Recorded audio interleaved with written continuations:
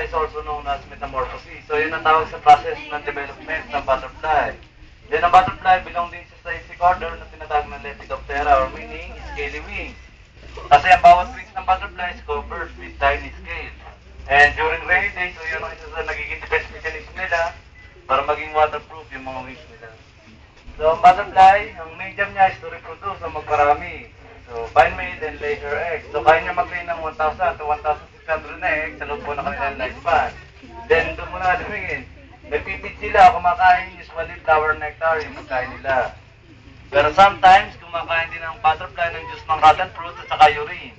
Mga ihi, kinakain niya ng butterfly. Mostly mga male na butterfly, nagpipid sila ng urine kasi nadadagdagan yung kanilang pheromone. So mas nagiging attractive yan sa mga female na butterfly. So after mating, yung mating nila takes 48 hours, halos 2 days po yun.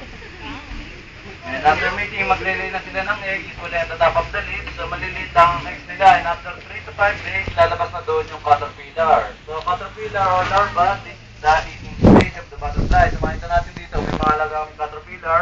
So main job lang nila is kumain. They have a body, sitoprey, kaya sa mother caterpillar, meron kayo makikita mayroong shell or spine. So yun po lang ang mga tip na nasabi natin sa mga defense mechanism naman yun ng caterpillar. And after 12 to 14 days of eating, they binoclase and attach themselves and transform into pupa.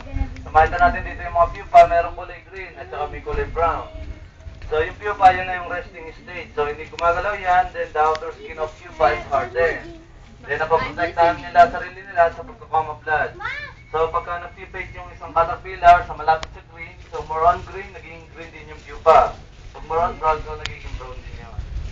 And after 8 to 10 days of resting, mag-split open na yung kanilang outer skin, lalabas na yung adult ng butterfly. Yan, may mga bagong hatch po kami ng butterfly dito. So ang total life cycle lang ng butterfly is about 40 days. So masaya po na as an egg hanggang adults na. Then ang total life cycle niya is 40 days. Okay. So butterfly is a helpful insect kasi nakakatulong po ito sa pag-pollinate ng halaman. At the same time, mga bioindicator po sila. Meaning to say, pag wala na kayo nakikita ng butterfly, ibig sabihin polluted na yung inyong area. Sa mga kids, yung ganitong klaseng butterfly, so ito yung Chrysippus. Ang house plant ng ganito.